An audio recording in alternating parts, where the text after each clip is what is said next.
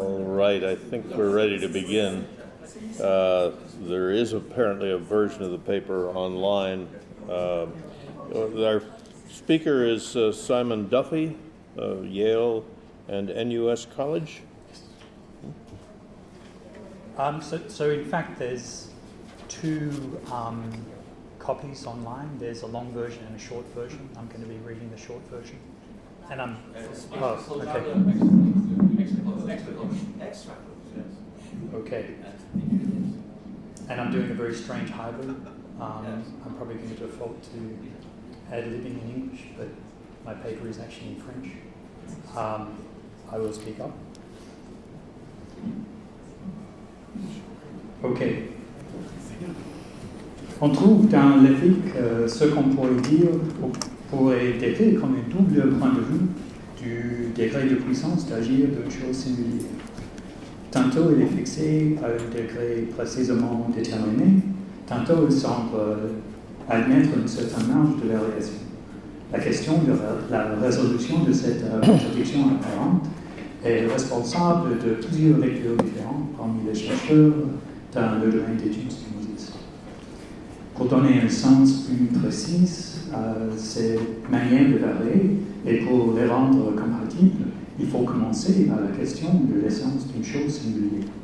Certains interprètes semblent estimer que cette essence se situe entre un minimum et un maximum et que c'est seulement lorsque l'essence se trouve en deçà de ce minimum ou au-delà de ce maximum qu'intervient une rupture d'identité du mode, et donc un changement de sa structure et de sa nature. Toute résolution de ces contradictions apparentes impliquera une compréhension de la relation entre l'essence d'un être humain, le connotateur de celui et sa puissance d'agir. Dans quantité et qualité dans la philosophie de Spinoza, Charles Ramon soutient que l'essence d'une chose singulière est déterminée par un rapport précis de mouvement et de repos, ou même du quantum de puissance d'agir du connotateur. Et toute variation est interdite, puisque toute augmentation et toute diminution de cette puissance d'agir créerait une autre individu. Malgré cette conclusion, Ramon croit qu'elle rend l'homme absolument incompréhensible et d'ailleurs contraire au bon sens.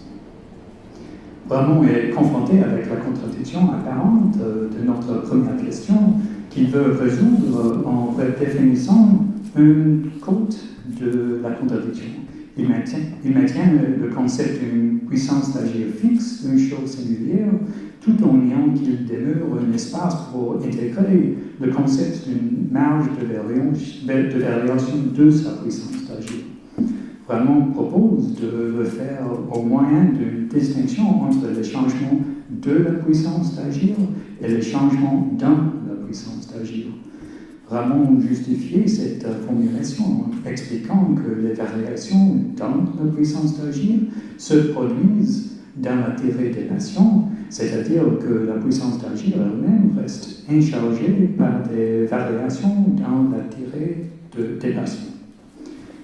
Malgré le fait que Ramon offre une rubrique ultime pour résoudre la contradiction apparente posée, les deux principaux interprètes que nous examinerons pour déterminer ce qui est en jeu dans cette question seront Ken Achille et Gilles Deleuze. Nous analyserons en particulier les similarités et les différences entre leur interprétation de la composition du mode fini, la manière dont ces interprétations contribuent à la tentative que chaque interprète accomplit pour résoudre la contradiction apparente dans la définition de la puissance d'agir d'un mode. Dans l'introduction à l'éthique de Spinoza, la troisième partie, lorsqu'il parle du commentaire du mode fini qui constitue son essence actuelle, Machiavel écrit que la puissance et l'énergie du commentaire propre à chaque chose s'investissent en se déployant suivant des seuils d'intensité répartis entre le minimum et le maximum.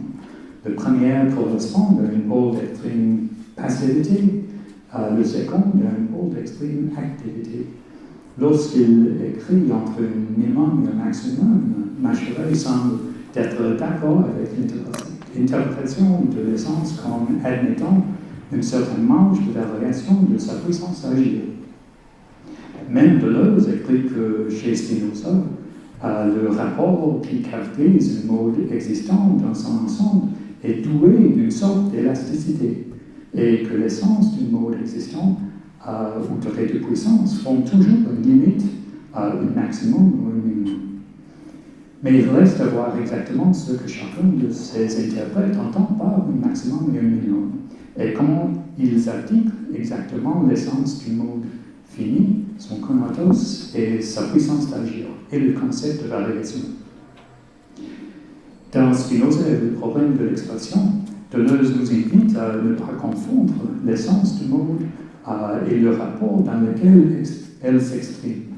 Une essence de mode s'exprime éternellement dans un rapport, écrit Deleuze, mais nous ne devons pas confondre l'essence et le rapport dans lequel elle s'exprime.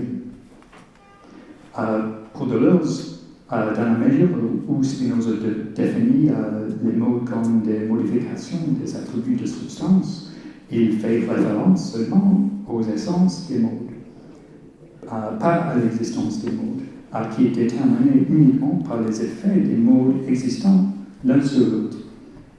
Donc, dans une interview, chaque mode est composé d'une essence et d'un mode existant lui correspondant. Deleuze suggère que l'essence d'un mode peut être divisée en ce qu'il appelle les parties intensives et qu'un mode existant peut être divisé en ce qu'il appelle les parties extensives. Deleuze entend par parties intensives des parties de puissance, c'est-à-dire intrinsiques ou intensives, véritables degrés. Les essences des modes sont donc distinguées les uns des autres comme intensités différentes ou degrés de puissance. Deleuze déclare qu'à tout degré d'intensité, si petit soit-il, correspond à une infinité de parties extensives, puisqu'une infinité de parties correspond à la plus petite essence.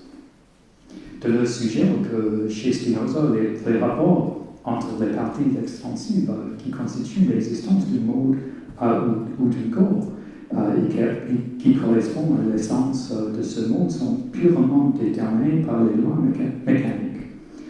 Tel mode vient à exister lorsqu'une infinité de parties extensives entre sous tel rapport qui correspond à telle essence de mode, quand ces parties lui appartiennent actuellement sous un certain rapport de mouvement et de repos. Deleuze dénote cette relation comme un rapport caractéristique. Tel mode continue d'exister tant que le rapport précis des relations des parties extensives est maintenu. Un corps existant est ainsi ouvert à l'altération continuelle de mouvement et de repos entre ces parties, mais il continuera d'exister tant que le même rapport précis des parties subsiste dans ce corps. Chaque mode dur est créé Deleuze tant que les parties restent sous le rapport qui le caractérise.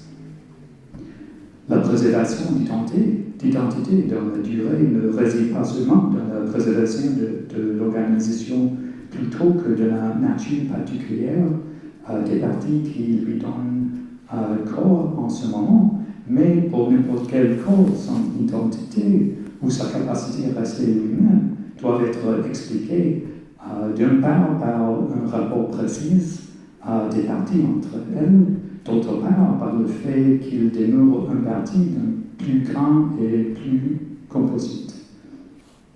L'identité modale d'un corps est donc la séquence soutenue d'étapes d'une pluralité unifiée.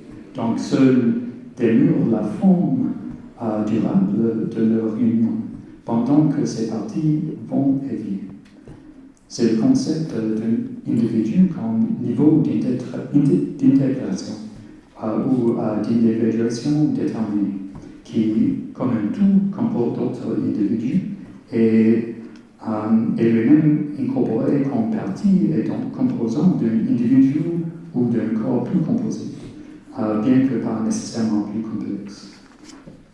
Selon Deleuze, l'identité modale de tel corps composite complexe, où la mesure à laquelle il correspond à la même essence de mode est associée avec l'organisation spatiale et dynamique de la composition et avec la fonction que le corps composite assume, ce qui signifie que son identité n'est pas uniquement liée au rapport entre les corps simples dont il est composé. Spinoza appelle une affection du corps humain la manière dont le corps humain est affecté par d'autres corps. Deleuze explique que si un individu peut subir telle affection sans changer le rapport précis de ses parties, c'est-à-dire sans que les rapports des parties soient détruits ou décomposés par eux, alors ce pouvoir d'être affecté appartenant à cet individu est une expression de sa puissance d'exister. En tant qu'un corps est un individu ou un être humain dont la structure est constituée par la composition de ces rapports sont inséparables du pouvoir d'être affecté de cet individu. Deleuze explique qu'une affection, selon Spinoza, peut être active ou passive, selon que l'affection a été déterminée par les degrés de puissance du mode lui-même, ou que le mode a été affecté de l'extérieur par un corps extérieur. Deleuze estime que la proportion des affections d'un individu qui peuvent être expliquées par des affections passives correspond aux choses qu'il subit ou qu'il a bâties, et que sa puissance d'exister est alors exprimée par une puissance de bâtir.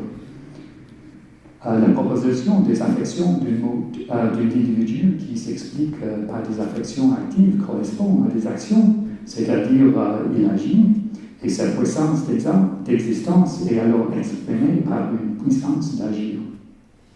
Deleuze explique que le pouvoir d'être affecté reste constant, quelle que soit la proportion des affections passives et des affections actives. Toutefois, Deleuze dispute qu'au sein de ce pouvoir d'être affecté fixe, la proportion des affections actives aux affections passives est ouverte à la variation. Pour une même essence, pour le même pouvoir d'être affecté, la puissance de bâtir et la puissance d'agir seraient susceptibles de varier en raison inversement proportionnelle. Tous deux constituent le pouvoir d'être affecté dans les propositions variables. La production d'affections actives aura pour résultat la réduction correspondante des affections passives et réciproquement, la continuation des affections passives limite proportionnellement la puissance d'agir. Ainsi, pour Deleuze, la puissance d'agir de naissance reste ouverte à la variation. L'argumentation de Macheret est fondée sur le postulat selon lequel le conatus du mode fini constitue son essence actuelle. Selon Macheret, ni le conatus ni la puissance d'agir du mode fini sont variables. Macheret considère le concept d'une variation d'être un problème de logique qui est résolu sous ce que Macheret considère comme une perspective économique sur l'ensemble du système de la vie affective. C'est à travers la vie affective, estime Macheret, que la puissance de conatus se déploie entre un pôle d'extrême passivité et un pôle d'extrême activité. La vie affective est constituée en partie par la théorie spinoziste des passions. Macheret explique ce qu'il entend par affect de la manière suivante. C'est l'idée d'une affection du corps qui correspond à une augmentation ou à une diminution de sa puissance d'agir. Or, cette variation est en rapport avec le fait que le corps est affecté soit par lui-même, ce qui a pour résultat une augmentation de sa puissance d'agir, soit par le corps extérieur, ce qui a pour résultat une diminution de sa puissance d'agir.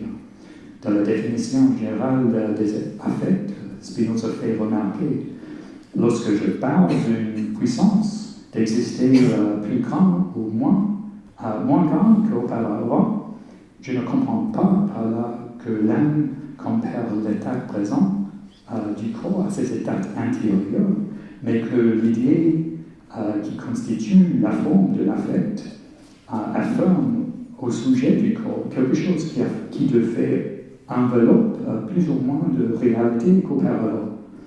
Macheray soutient que cette idée exprime seulement une étape momentanée de notre corps en rupture avec son état précédent, dans le sens d'une augmentation ou d'une diminution qui marque un épanouissement ou une restriction de sa puissance d'agir. Comme Spinoza le dit, toute l'affectivité est faite sur le fond de joie et de tristesse qui, selon Macheray, exprime les transformations, mutations associées au fait de l'âme est sans cesse exposée à passer tantôt à un plus grand, tantôt à une moins grande perfection. Ces transformations ou passages sont éprouvés comme des passions et au cours de laquelle l'âme, écrit Macheray, est complètement soumise au mécanisme de l'imagination. Le fait de passer à une plus grande perfection rend l'âme euphorique, mais soutient Macheray, bien que cette joie que l'âme éprouve soit parfaitement réelle, les bases sur lesquelles celle-ci repose sont imaginaires. L'idée de perfection du mot dont Spinoza parle est la mesure de la puissance d'agir qui est exprimée activement par ce mot à chaque moment précis, en accord avec la notion de naissance et de puissance d'agir fixe chez Ramon.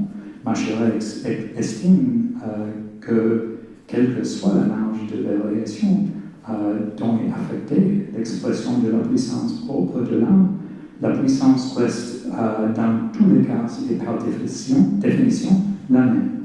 Et l'âme maintient la conformité à sa nature sans laquelle elle cesserait tout simplement d'être.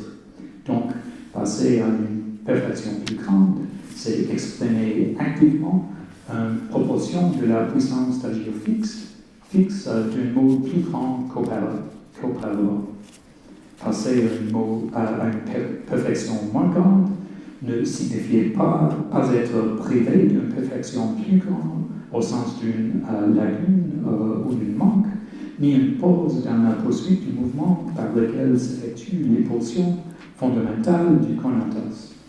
La tristesse est bien l'inverse de la joie, mais elle n'est pas l'absence de joie.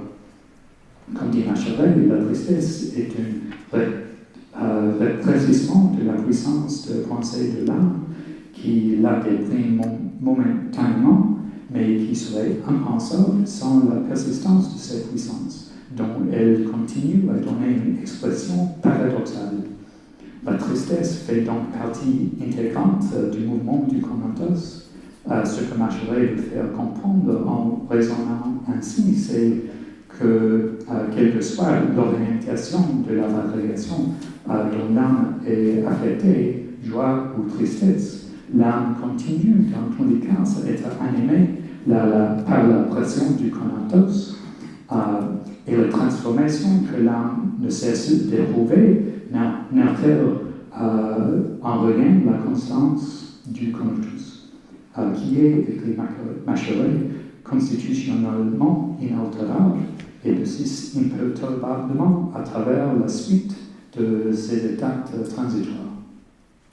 En postulant que l'âme peut être confrontée à tout moment à l'alternative entre deux orientations de sens contraires, Macheray veut nous faire comprendre qu'il n'y a pas lieu de penser que l'âme serait davantage maîtresse d'elle-même lorsqu'elle est occupée à sentiments qui les autres que lorsqu'elle est obsédée au contraire par des sentiments qui la dépriment.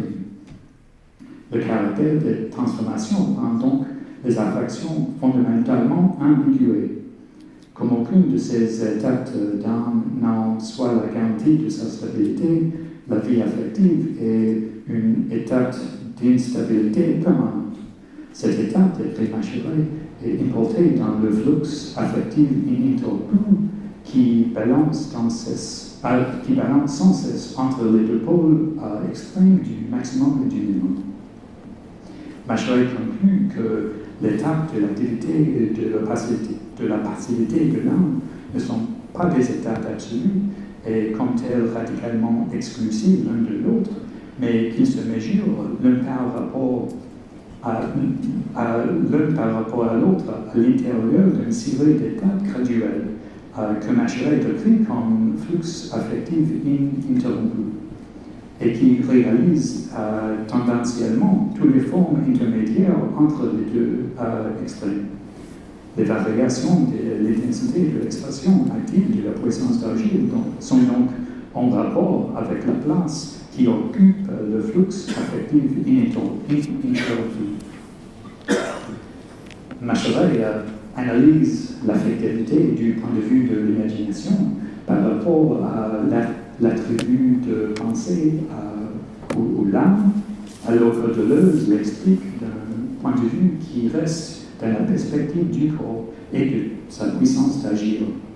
Machiavel considère que l'effet des affects individuels, qu'il s'agisse de joie ou de tristesse, reste fondamentalement ambigu, absorbé par le flux affectif interrompu, qui constitue un empêchement ou une limite de l'expression de la puissance d'agir fixe.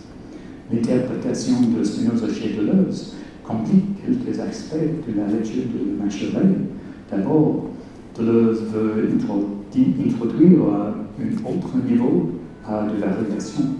Bien que nous ayons vu Deleuze dire que le pouvoir d'être affecté d'un tel mode est fixe, il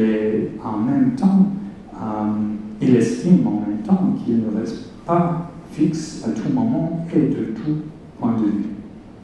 Spinoza soutient Deleuze que le rapport qui caractérise un mode existant dans son ensemble est doué d'une sorte d'élasticité. Deleuze soutient qu'un mode change de corps ou de rapport en sorte de l'enfance et en entrant la vieillesse, et aussi après les effets permanents d'une maladie. Les changements tels que la croissance, le vieillissement et la maladie peuvent être compris comme si le pouvoir d'être affecté, les rapports qui lui correspondent, éprouvaient une marge, une limite dans laquelle ils se forment et se déforment. Ce que Deleuze veut dire, c'est que même si quantitativement les parties intensives de l'essence de nos changent, c'est-à-dire si l'intensité ou le degré de puissance du mode change, qualitativement, l'essence de ce mode reste néanmoins toujours la même. Il reste toujours le même individu, mais avec un degré de puissance altéré. Ainsi bien que l'essence singulière de l'individu reste inchangée, il y a un changement dans le pouvoir d'être affecté de l'individu, ce qui correspond à un changement de la mesure où il est plus intégré comme une relation des rapports plus grands et composites. Deleuze soutient que la puissance de bâtir et la puissance d'agir d'un monde fini existant ne peuvent uniquement être considérés comme deux principes distincts de façon inversement proportionnelle l'un à l'autre, sous un pouvoir d'être affecté fixe, en tant que nous considérons les affections abstraitement, sans considérer concrètement l'essence du monde affecté. Nous pouvons voir que le flux affectif ininterrompu de Machiavel reste abstrait dans le sens où Deleuze le maintient ici. Deleuze suggère que le flux est une première thèse de Spinoza et que cette thèse vraiment physique n'est pas vraiment métaphysique. Deleuze soutient que la puissance de partir de Spinoza n'exprime rien de positif ou de réel. Dans toute affection passive, il y a quelque chose d'imaginaire qui l'empêche d'être réel, c'est-à-dire qui l'empêche d'être réel pour le mode fini existant lui-même. Comme nous avons vu, Machiavel est d'accord sur ce point avec Deleuze. Cependant, comme nous le verrons, Deleuze développe cette idée d'une autre manière de Machiavel.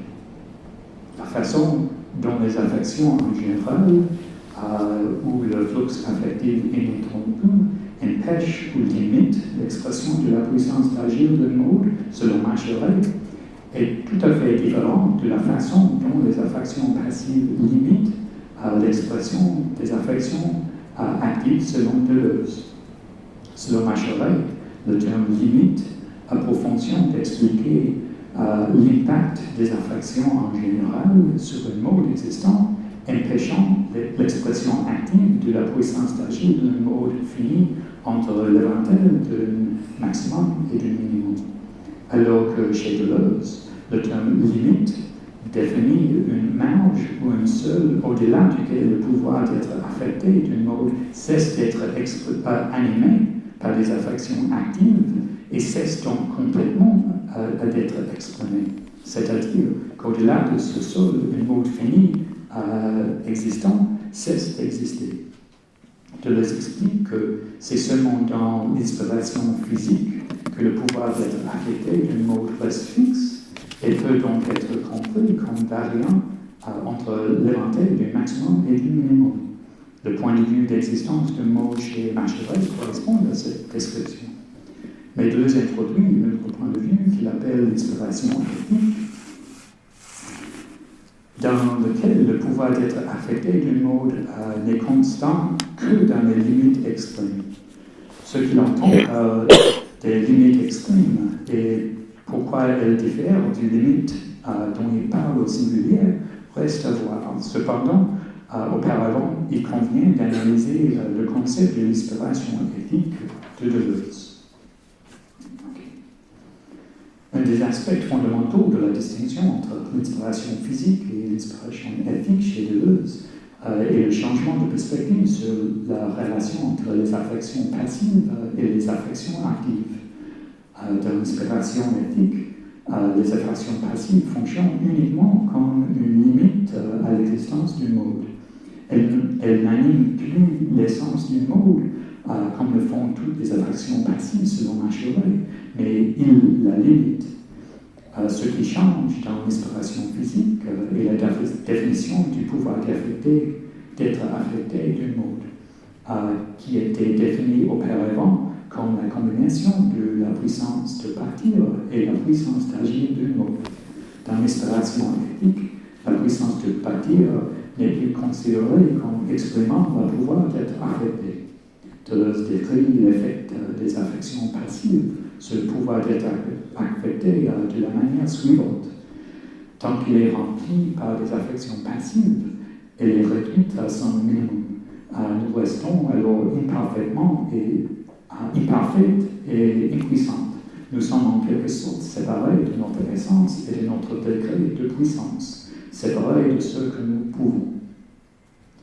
Les affections passives qui ont contribué à la puissance de partir d'une mode dans l'inspiration physique ne font désormais plus que réduire ou limiter la puissance d'agir d'un mode au plus bas degré.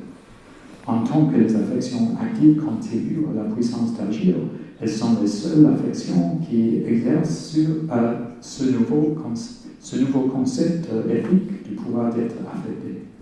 La puissance d'agir, à elle seule, écrit Deleuze, est identique au pouvoir d'être affecté tout entière. Et cette nouvelle définition de la puissance d'agir, à elle seule, exprime l'essence. Donc, dans l'inspiration éthique de Deleuze, l'essence du mode est exprimée par la puissance d'agir, et la puissance d'agir est identique au pouvoir d'être affecté.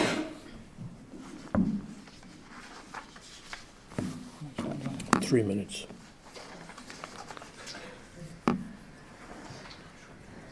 Lorsque Deleuze dit que le conatus est l'affirmation de l'essence dans l'existence du monde, il veut dire que l'essence du monde est déterminée comme conatus en tant qu'il existe.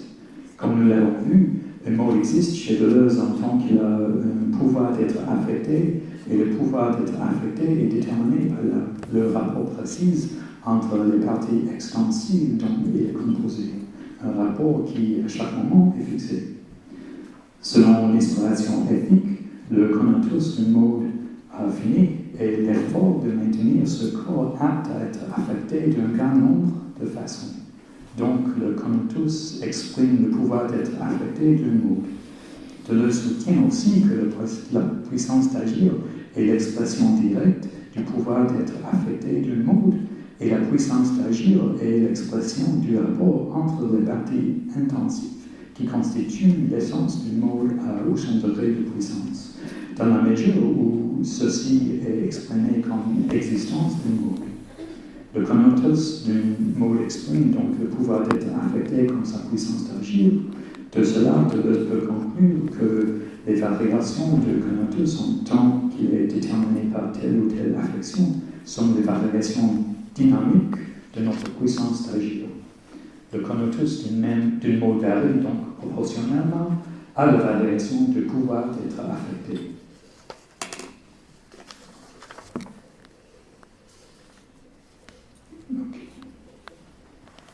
Le concept du pouvoir d'être affecté d'une mode chez Deleuze, comme nous l'avons vu, implique déjà le concept d'une puissance d'agir variable comme l'expression de la puissance d'exister active d'une mode.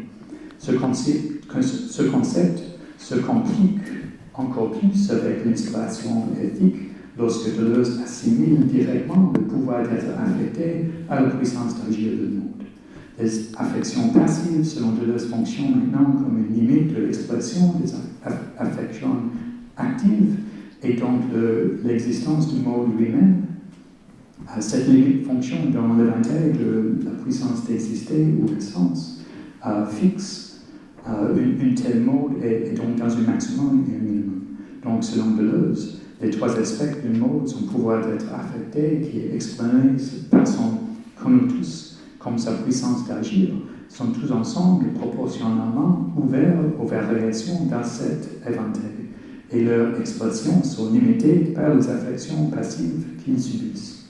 Toutefois, Deleuze soutient que le maximum est un minimum où l'éventail de variations établi par la puissance d'exister fonctionne seulement comme des limites extrêmes, et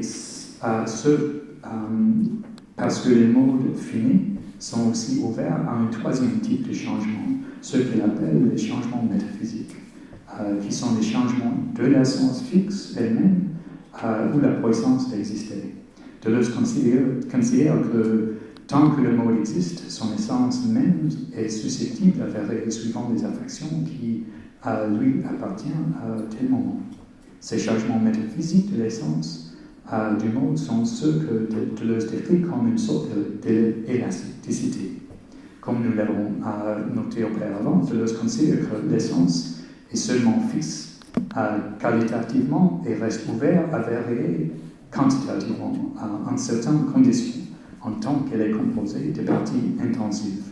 Donc, la raison pour laquelle le maximum et le minimum sont décrits comme des limites extrêmes et que Deleuze emploie plutôt le terme limite au singulier, ce qui signifie que le mode fini n'est pas tant limité entre un maximum et un minimum que par les affections passives qui lui limitent directement, qui limitent directement son existence. Okay, I got one more paragraph. Is that right, or is that too much? You're over. Can I give a summary? Yes. The idea to do the hybrid back into English.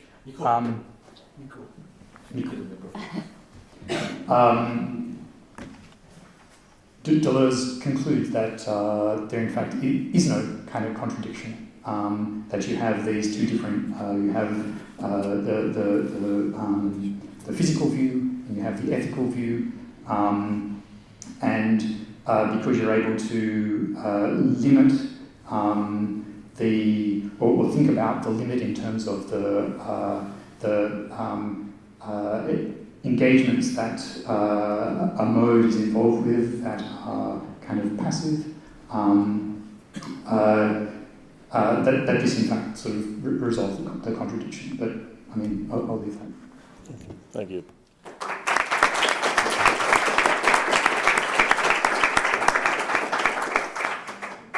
And now we have a response by Céline Hervé of the University Picardie Jules Verne. Oui. Bonjour, donc je tiens à remercier tout d'abord les organisateurs du colloque pour cette brillante initiative à laquelle je suis très heureuse de participer. Et j'en profite, comme Edwin Curley préside la session, pour saluer la parution récente du 2e volume de sa traduction des œuvres complètes de Spinoza, qui a réjoui beaucoup d'entre vous pendant ce colloque.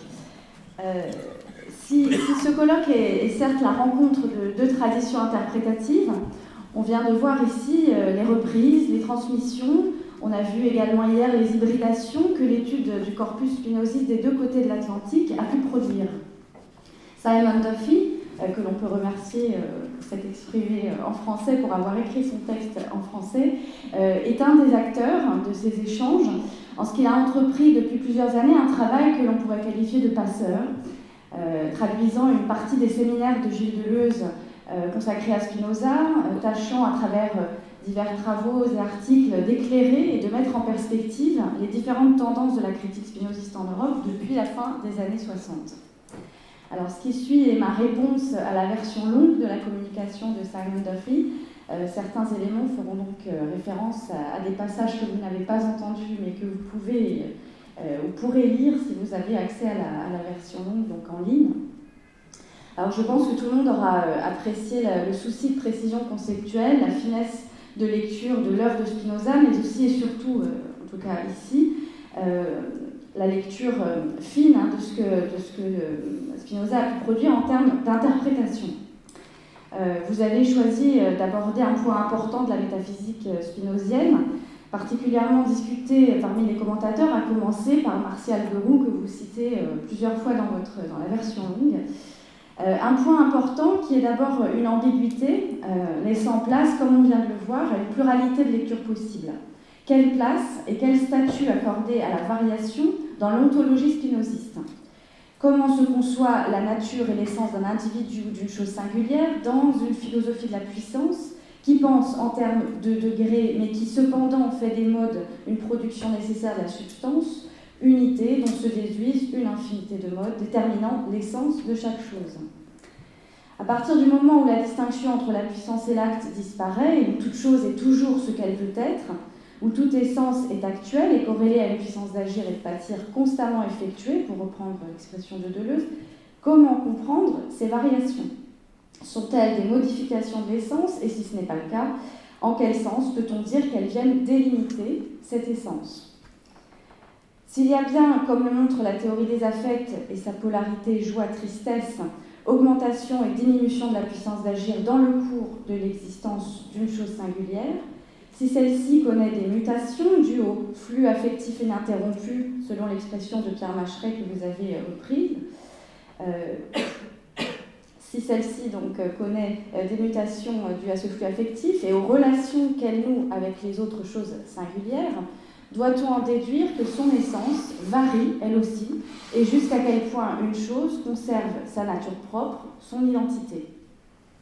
Relatant avec précision les principales étapes de cette historiographie, de l'historiographie de ce problème, vous procédez avec beaucoup de subtilité à une sorte de composition des différentes interprétations, par-delà la succession chronologique des ouvrages, en tout cas donc dans la version longue, et d'une certaine manière, sub specie aeternitatis, vous mettez en dialogue Martial Leroux, donc, dans la version longue, Charles Ramon, ici présent, Pierre Macheret, et pour finir, Gilles Deleuze.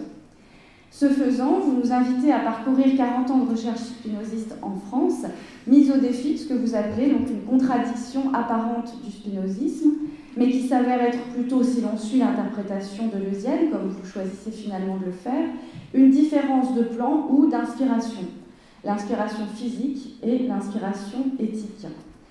Si aucune variation n'est possible sur le plan physique, en revanche, le plan éthique, sous-entendu celui des affections, est celui où se déroulent des variations d'ordre dynamique.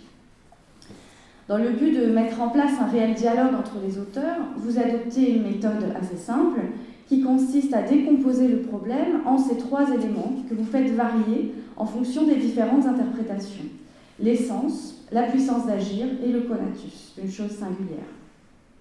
Les commentateurs que vous étudiez semblent tous d'accord sur un point, la fixité de l'essence de chaque chose singulière et la variabilité de sa puissance d'agir.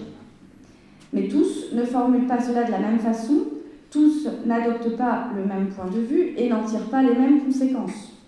Deleuze évoque cette élasticité qui caractérise le rapport caractéristique d'un mode existant, c'est-à-dire un mode en tant qu'il est doté d'un conatus.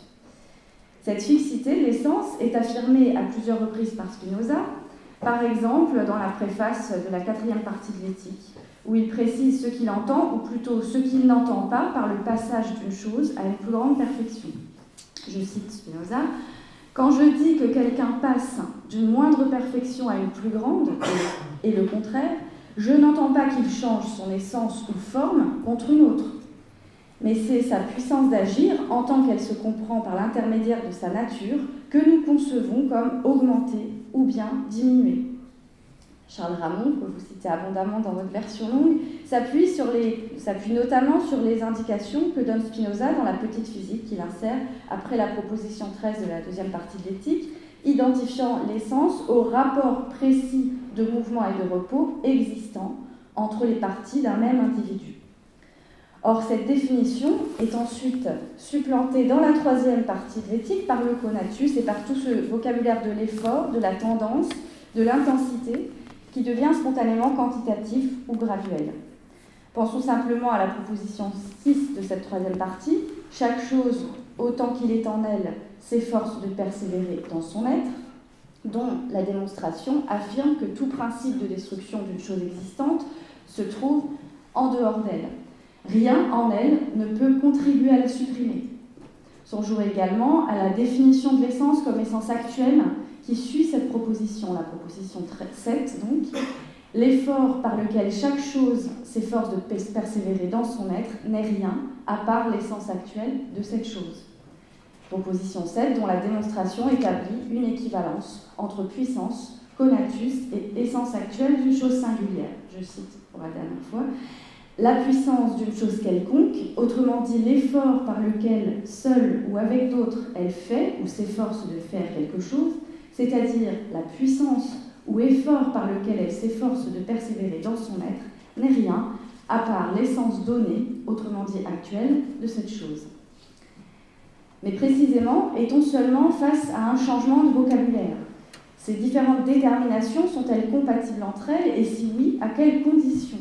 Ou bien faut-il alors reprendre à nouveau frais cette définition de l'essence ? Pour résoudre l'ambiguïté, Ramond, dans un passage dont il n'a pas été question, retravaille la notion de quantum de puissance en montrant que s'il existe une variation de puissance d'agir, celle-ci a lieu dans la puissance d'agir, dans son aspect quantitatif et non dans sa nature même. Peut-être lui serait-il possible de revenir sur cette distinction et montrer en quoi elle se rapproche ou non de celle de Deleuze, en quoi peut-être les deux sont compatibles finalement. Deleuze, donc, quant à lui, définit l'essence de mode par ses degrés de puissance à travers lesquels se trouve maintenu le rapport précis qui existe entre ces parties, cette essence s'inscrivant dans la suite infinie de tous les modes.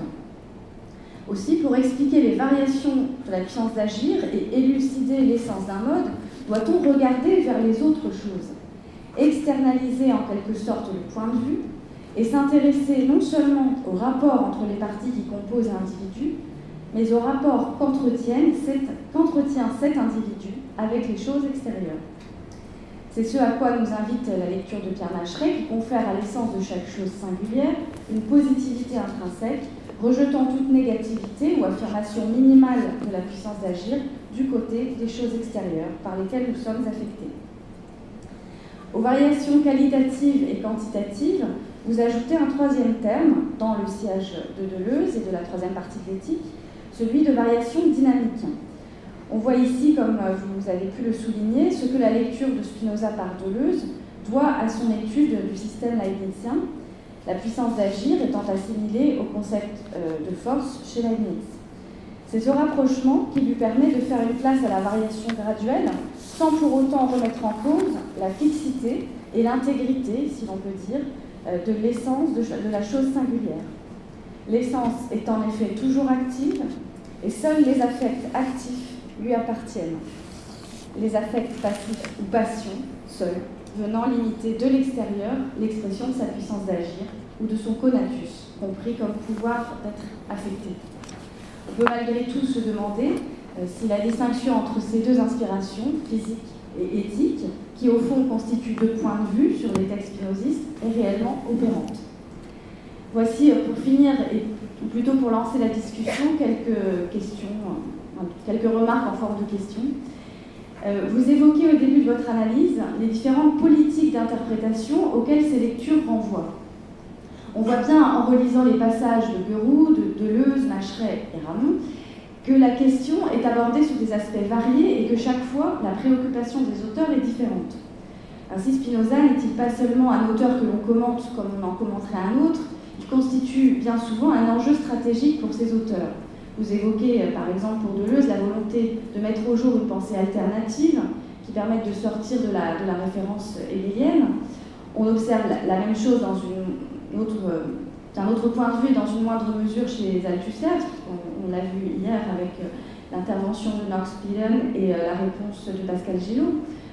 Chez Althusser, l'idée étant de fonder le marxisme autrement qu'en recourant soit à la métaphysique hegélienne, soit recourir à la philosophie cartésienne du sujet.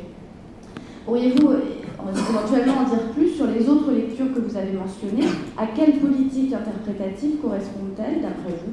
Et peut-être d'après l'un des commentateurs ici présent, Charles Ramon. Autre question. Malgré son titre, votre communication aborde finalement très indirectement la question de la transformation des relations dans la métaphysique de Spinoza. Est-ce que vous pourriez en dire plus, si vous en avez le temps, sur le rôle des autres choses singulières dans les variations de la puissance d'agir, peut-être aller plus loin sur ce point. Donc je terminerai cette réponse en vous remerciant pour ce travail rigoureux de composition des interprétations qui nous a permis de relire Spinoza sous des angles différents et j'espère qu'il donnera lieu à une discussion tout aussi stimulante. Je vous remercie.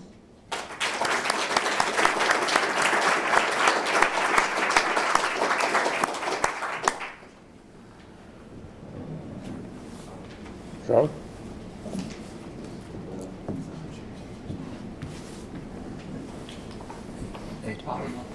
Can I have an opportunity just to say anything? Okay, sure. Just a moment. He had requested an opportunity to speak. I've actually got my microphone just on. Yes. Is that okay? Okay. I just wanted to make a quick kind of response.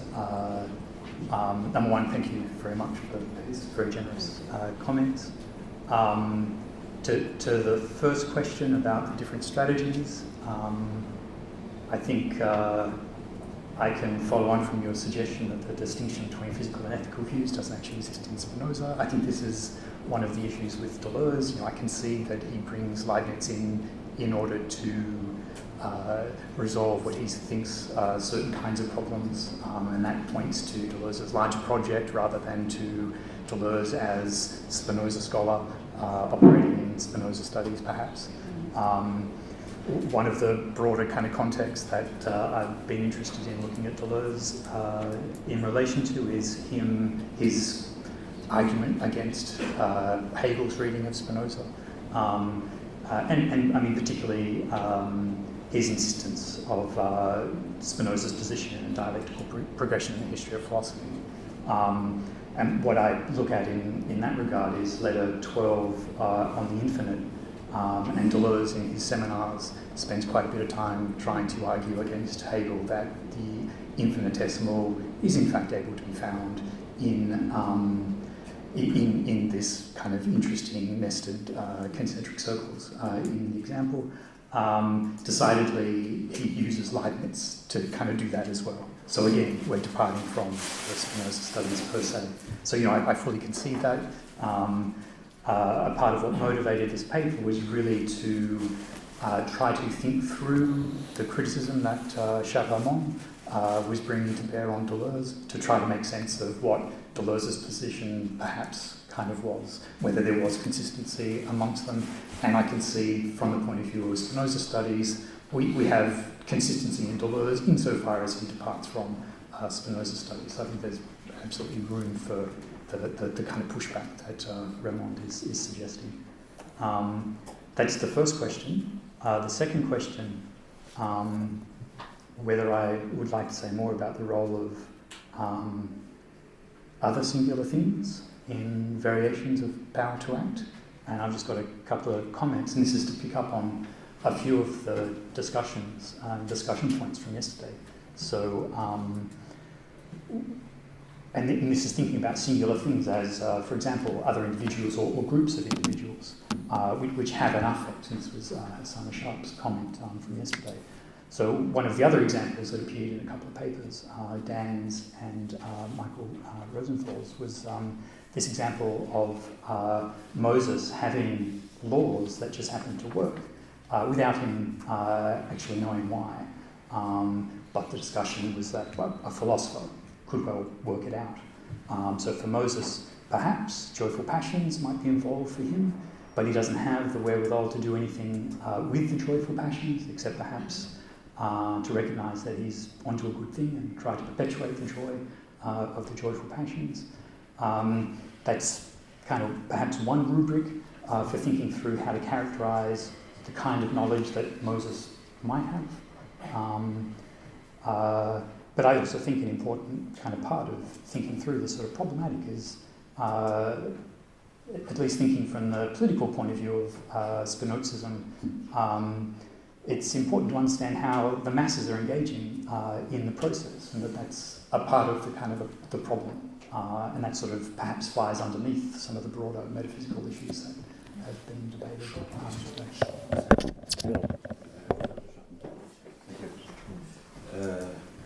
Merci beaucoup. Je suis Charles Ramon, donc je suis la personne partie. Je ne veux bien sûr pas du tout défendre mon livre. Je veux d'abord remercier bien sûr Simon Duffy et Céline Hervé d'y avoir accordé de l'attention. C'était ma thèse, qui a été publiée il y a 20 ans. Pendant un certain temps, je dois reconnaître que ça n'a pas intéressé grand monde. Mais là, il me semble ici, comme dans d'autres endroits, que ce livre, qui est le résultat d'un effort conceptuel très important et très radical sur Spinoza, commence à trouver des lecteurs et suscite peut-être des discussions. Et évidemment, j'en suis tout à fait honoré, même si c'est pour m'entendre dire que je suis trompé sur tous les plans.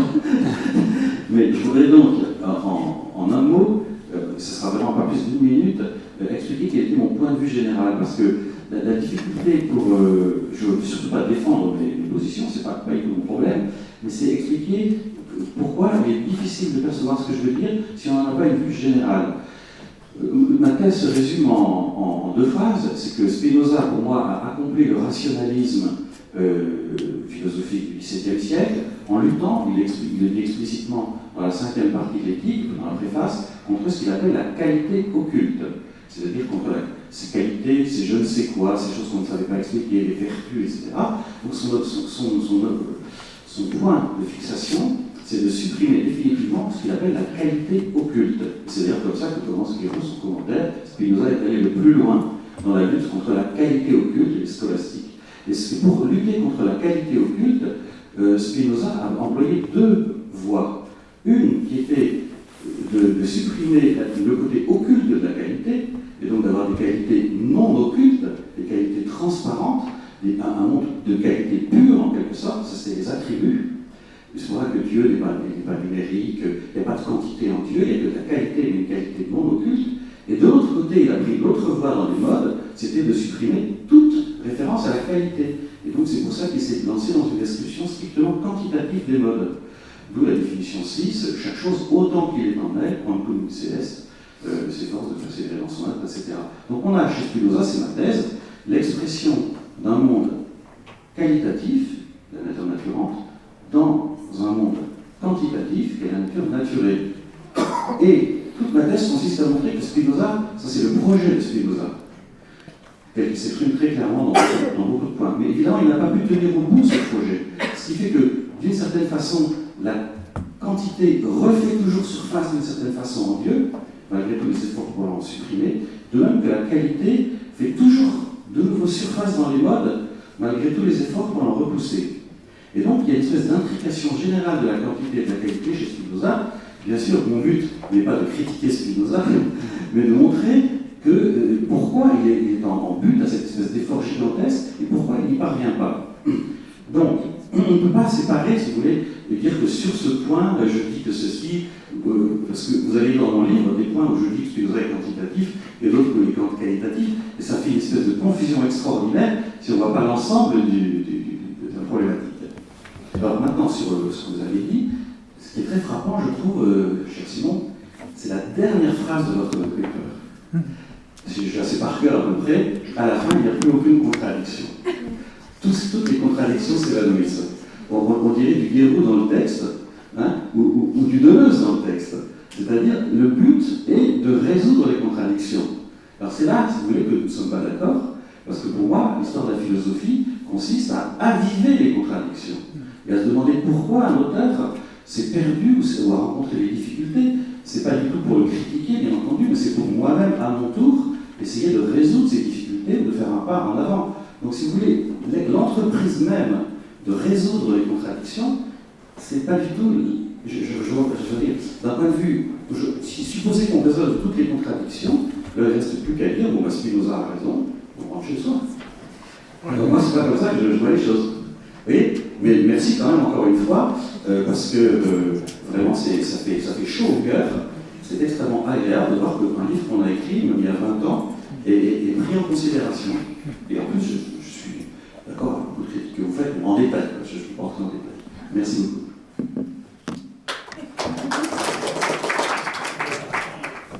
Il faut y aller. Okay.